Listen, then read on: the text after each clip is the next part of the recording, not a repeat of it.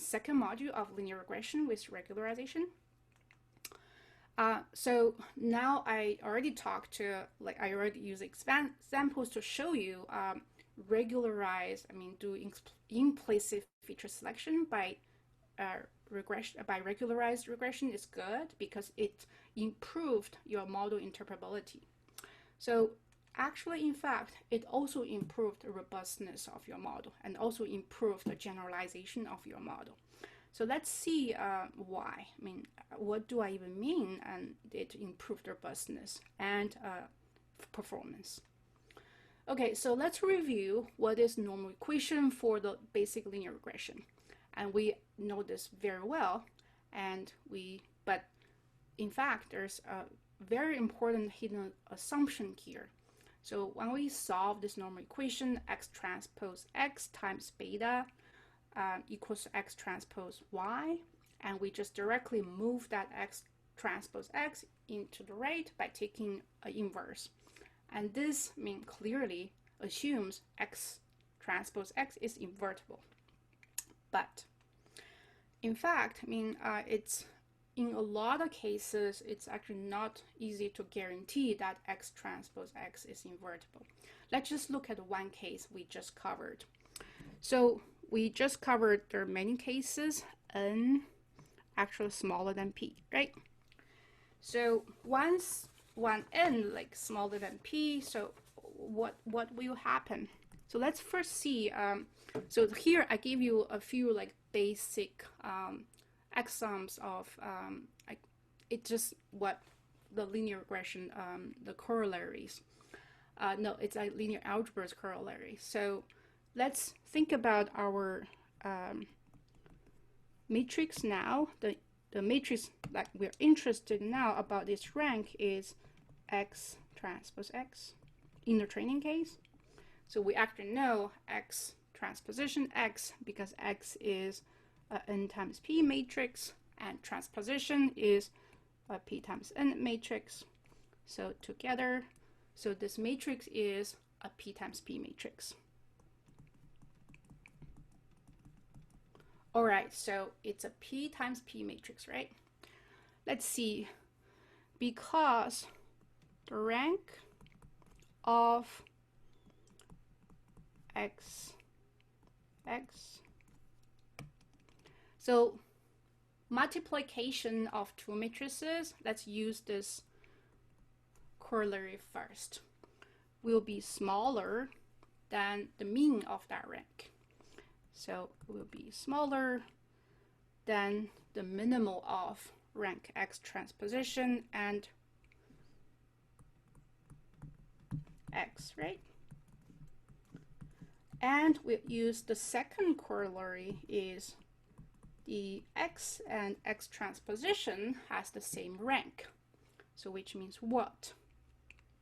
So this equals this, right? So this means it's x transposition x, it's smaller because they are equal to each other. It will be just smaller than rank x, in fact. Yeah, maybe let me keep this just to give you a record to understand how this really happened. So we can get rank x transposition x smaller than mean of just rank x, in fact, because the mean of two equivalent thing is just itself, right? Oh, all right. So then, which equation will you next? Please type in the chat, and we will then use the corollary. This fourth corollary, the rank, the asymmetric matrix, the rank, it's smaller than its two dimensions. So in this case, it's p and n.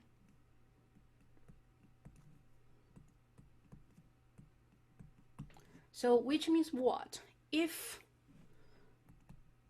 one n smaller than p, .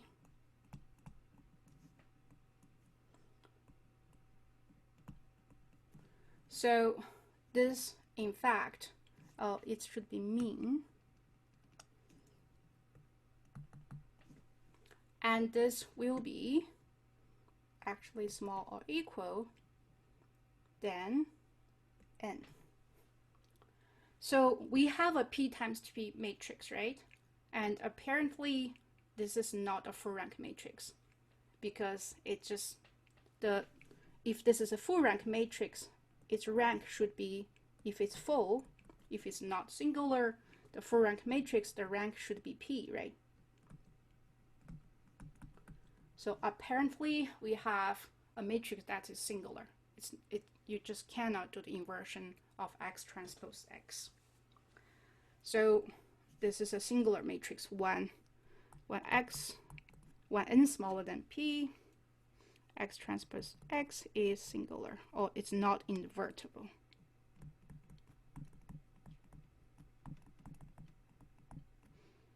It's just very easy to prove this.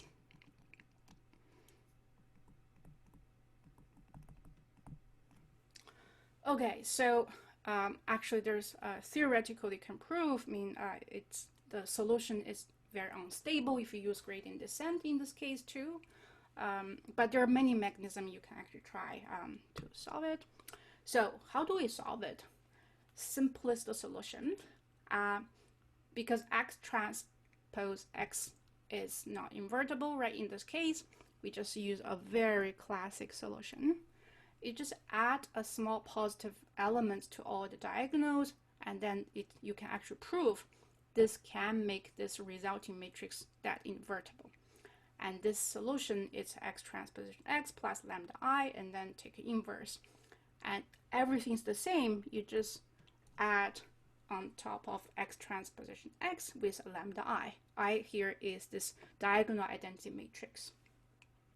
All right, so this is in fact the solution of ridge regression. And you actually can prove this X transposition X plus lambda I, take an inverse, is exactly the solution of you append your loss function with this L2 norm of the beta vector. And very simple, you can actually do it. And it used to be a homework in my graduate class, but I remove it in your homework because I think it's a little bit hard for some students to figure that out.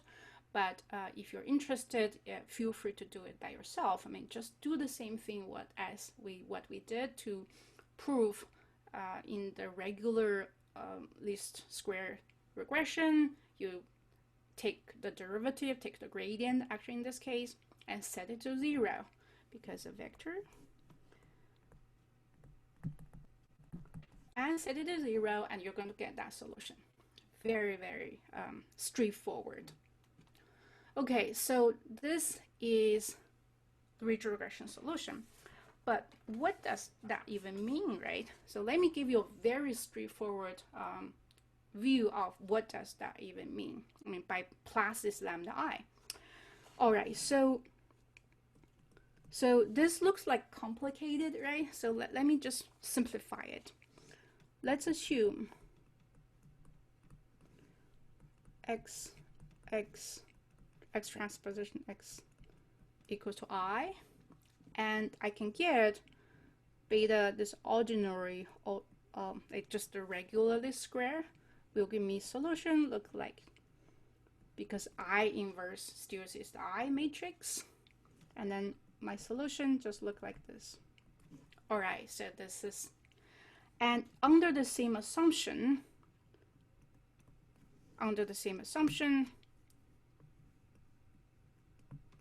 I actually can do the same on the ridge regression solution, right? So what do I get? So I can replace into this I, and this means ridge regression solution is 1 plus lambda and I totally take an inverse and then times X transposition Y. Okay, you should get it now. So this equals to 1 over 1 plus lambda beta ordinaries regression solution.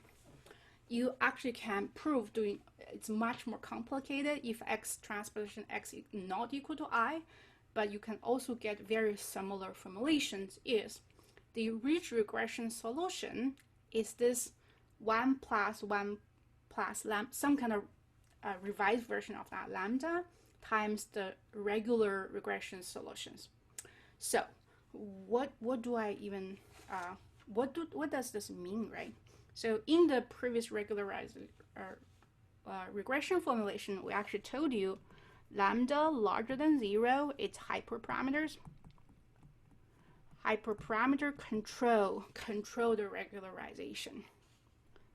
And so if we think about here, what's the influence now? Let's think about it.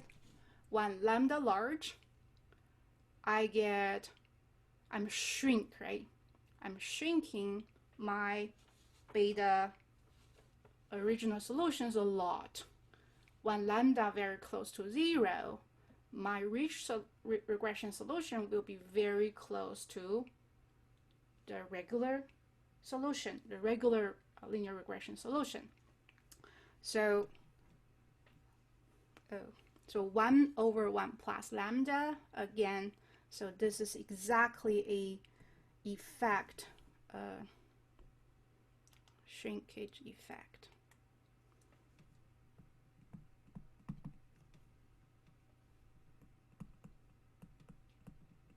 You can think about ridge regression shrinking the linear regression solutions to get a solution.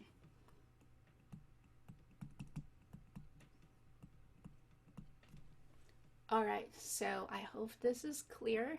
Remember that because lambda larger than 0, this is required. This is a hyperparameter required. When lambda, let's see it concretely, larger, so let's write that down again. Beta ridge, like just in that special case, 1 over lambda, beta ordinary linear least square solution. So this means because lambda larger than 0, right? So 1 over 1 plus larger than 0, which will always be smaller than 1. So from the number y, this ridge regression, we can actually derive the intensity of that. So assuming this is just one number, it will be smaller. So this is scalar view. That's just the beta ridge will be small in terms of that absolute values will be small than the beta OLS and controlled by the lambda. All right, so if lambda equal to 0, we almost get the least square solution. If lambda is like infinity, super large, because this is super large, 1 over 1 plus super large, you're going to get a 0. So this actually pushes those beta to 0. So this is a more like careful derivation, but I already went over everything of here. Okay, so let's again come back to see this summarized view. So we already explained to you ridge regression is really essentially a shrinkage operation on the least square solution. And you can also do very similar by not L2 norm, because ridge regression used the L2 norm, right? We can replace it into any other norm, like maybe like we see P norms. This kind of LQ norm, or so we are not going to cover that. I mean, check out the extra slides about the behaviors. So let's just talk a little bit about Lasso. So if we replace that L2 2 norm, like quadratic summation, like of the vector into an absolute value of summations, and this gives us Lasso regression. And due to the nature of this Lasso norm, L1 norm, and if the tuning parameter, which I meant is actually lambda, if that lambda is small enough, actually it's not small enough, it's like proper enough. If the lambda is It's actually not small, it should be large. If that lambda is chosen large enough, then Lasso will set off some of the coefficients to exactly 0.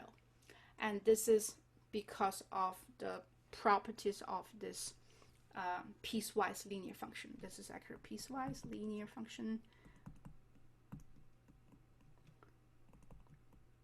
And it's more a diamond shape of function, and you actually can show it can push a lot of coefficients, those weight factor to be 0. It's again, there's everything, the discussion, the geometric reviews are in the extra slides.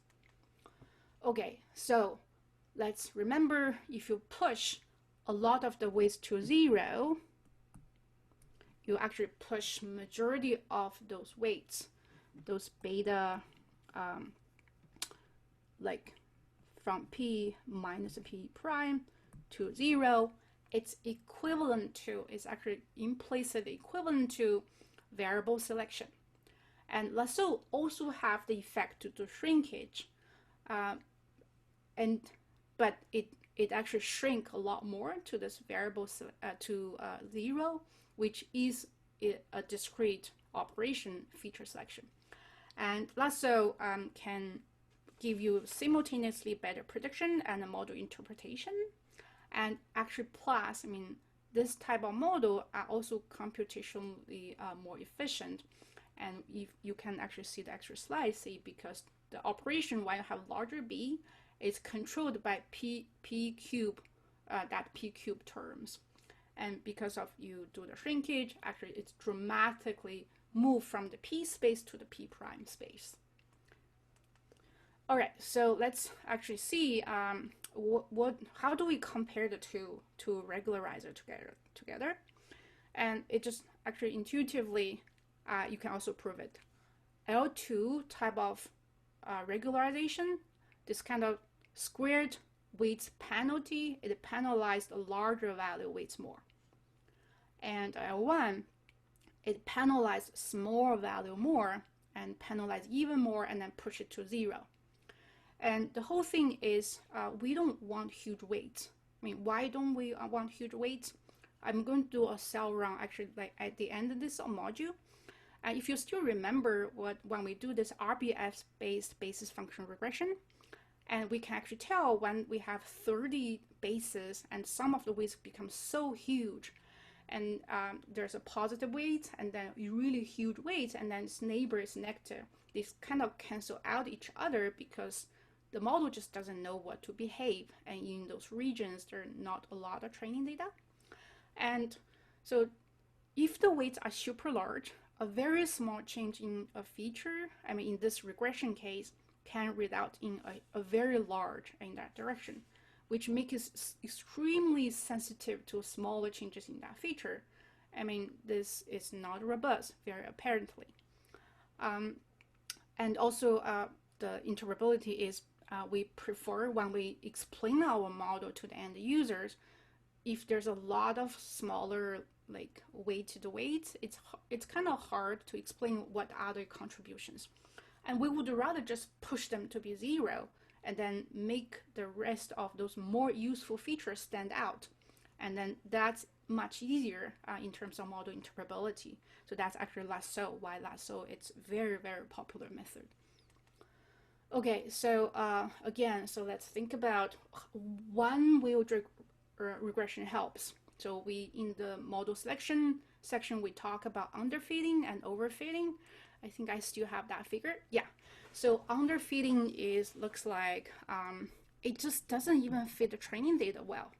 And overfitting it fits the training data too well. So let's come back to make a little bit definition there, still informally. So underfitting, so when the model is too simple, both training and test errors are large. So overfitting, so when the model is too complex and our training error just small, really, really small, but our test error are large. So, and when you overfit, a model tends to learn noise and tends to too sensitive to smaller difference, small changes in your feature or in your weights or in your data. Okay, so again, so underfitting, we don't like this, and overfitting, we don't like that too. And we actually emphasize, I mean, we need to, when you have a data, there are hyperparameters, it's also different kinds of models. How do you pick different model? How do you do hyperparameter tuning? You want to do k-fold cross validation. When you have enough data, you want to do train validation test, this kind of threefold split. All right, so let's see, when will regression helps? I mean, we actually told you, right? Regression penalized the weights. It tried to make the weights less large and shrink it. So the regression, regularization. So regularization, it's in the end, it helped to improve overfitting. And we will explain to you regularization. It's a good way actually to control the bias variance trade-off of the model. And to emphasize one more time, squared error type of L2 norm, ridge regression penalize large values more, and L1 type of lasso regression penalize small values more. But for both, you have this issue to select lambda, to select the good lambda. How do you select the proper lambda? So very important in this domain, something when you use regularized regression, something called regularization path. So this here, I'm show you an example with 8 features, and so x-axis correspond to different lambda, and y-axis corresponding to the weight, that weight you get. And each point you actually have 8 beta. So actually this is almost equivalent to beta is lambda is infinity. If you still remember, when lambda is super large in the ridge regression case, 1 over 1 plus lambda, beta over s. When lambda is so large, the beta ridge, so every beta, no matter how many features you have, they all got almost pushed to 0. So this is kind of representing. And when your lambda equal to 0 on the right side, so this side, it's actually the solution, it's just your regular least square solution. So as lambda becomes larger from the right to the left, so it's a little counterintuitive. It's the right side is smaller lambda, the left side is the really, really large lambda. And you can see when lambda increases from the right to the left, your beta, the values, so these are 8 different features. So this is like SVI feature, L weight feature, PGG feature, and these are corresponding the weight they get. The numbers, there are positive values, there's negative values.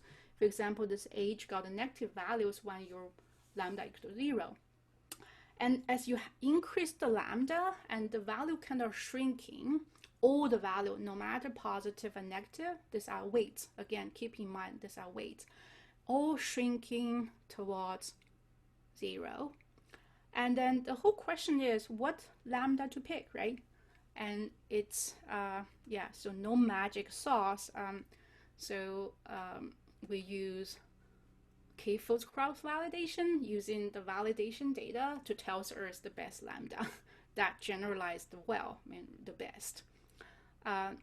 So again, just to show you, I think so I already covered this. Yeah, so weight decay again, so you can see from this figure very clearly there's a weight decay from the lambda to 0, from 0 to lambda to infinity. Okay, so let's see the same graph for Lasso. So in Lasso, it's kind of similar. I mean, lambda equal to 0 on the right, lambda infinity on the left. And it's just when lambda becomes larger and the penalty becomes more, which means what? Which means more weight, more beta will be pushed to 0. So this figure, it's very kind of different from the ridge regression. So let's see, and this here is a corresponding to when we have no penalty, no lasso penalty. And this is the original. So this is almost the same as, this is actually exactly the same as the linear regression case, as also the rigid regression case.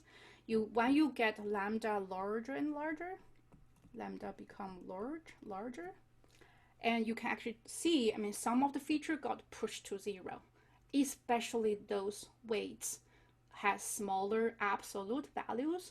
They got pushed to 0 first.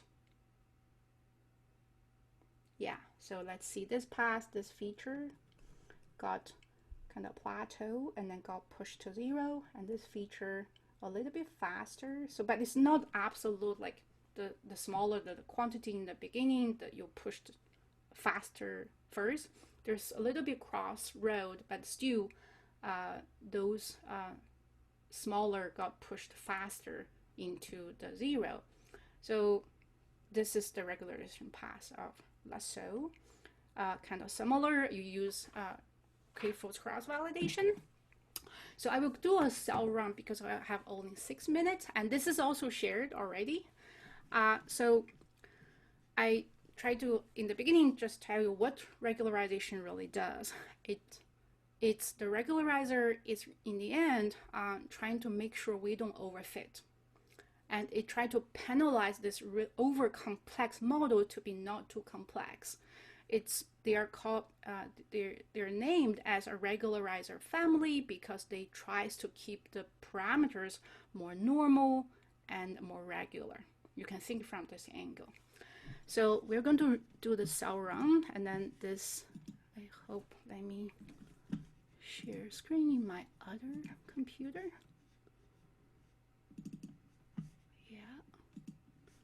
All right, so this is the L7. I adapted actually from our old the basis regression that specific version. We do the RBF based basis function regression. So similar, we load in the libraries, linear regression library, and Regularization library here. Let's generate data. So if you still remember, it's just the sine curve data. We had 50 points here. And we're going to reuse this like in the future, I mean, to talk about also the training size, the influence, I mean, in later. But this, it's about this class, it's this notebook is about regularization, like the influence.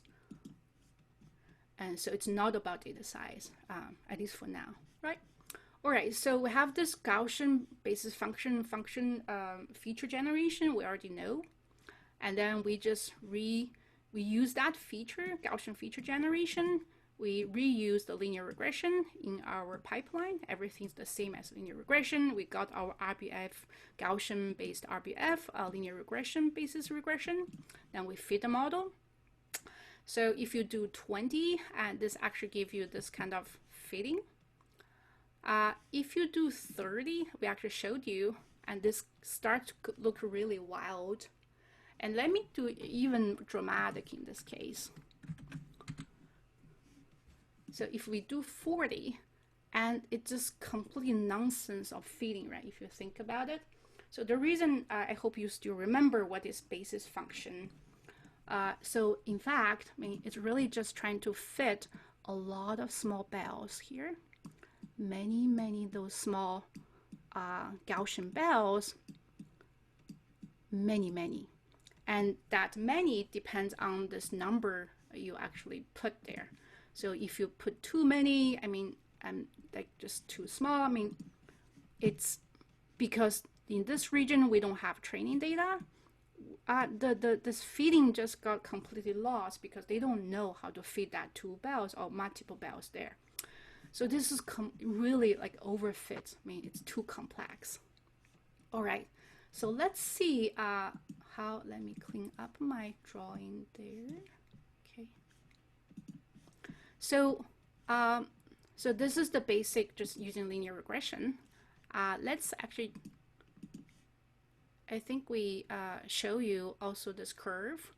And this version is actually still the 40. Let me change to the 40. So this is just a visualization. So this shows the curve, the fitting, and also the weights. So because each one of them are small bells, right? And I hope you still remember. So the basis function are just small bells. Many small bells has some overlap with each other. The width is also controlled by this number of bells. And then this just shows you, and the weights on the bells here at this location is super large.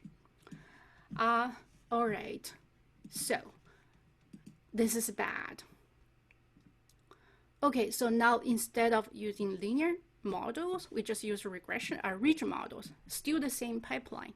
You reuse the ridge regression pipeline, but augment that using Gaussian RBF features.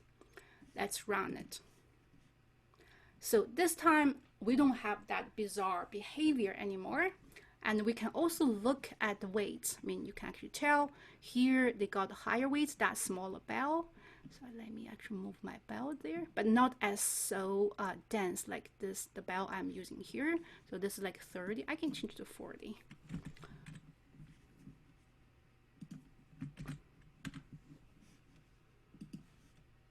Yeah, so it's a little bit more shaky than before, but it still fits pretty nicely. And you can also see the weights. I mean, because this is each weight on that small bell, right? I mean, the weights itself are also kind of smooth, and you regularize it. So weights here is 0.2 minus 0.2. Let's look at this. Yeah, this is actually regularized. Not that large too.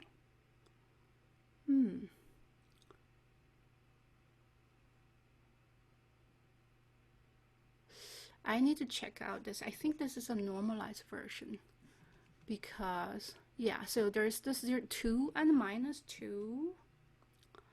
And, oh yes, of course, sorry, my errors. So the weights in this non-regularized version is 2 and -2.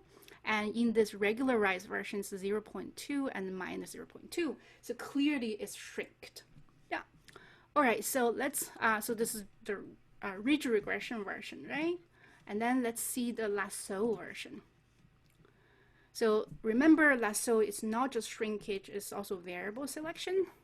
So same pipeline, load that Lasso, and then use the pipeline, revise into this feature. Let me use 40 just to normalize with everything we had before. All right, let's see what is the Lasso weights. The weights Lasso, it's very interesting. Let's look at this. A lot of weights, in fact, got pushed to 0. If you look at this, but it's not as shrinked as the ridge regression. So the largest 0.5, minus 0.5. But there are many ways to shrink to 0. I think this is all I want to show, but I hope this gives you a really good understanding of really Lasso, what Lasso and ridge does versus the non-regularized version. And this weighs like 2. And even here, I think a lot of those are much larger than 0.2, but just because the upper bound and lower bound are so much larger, so we see this seems to be smooth, but in fact it's very like shaky. It's not smooth at all. And then ridge version are smooth and are panelized, and they're kind of in the end it's much more smoother. And Lasso version got pushed a lot. It's also smooth, but a lot those got pushed to 0, which is exactly what we try to see. Lasso is both variable selection and shrinkage, and ridge regression is weight shrink.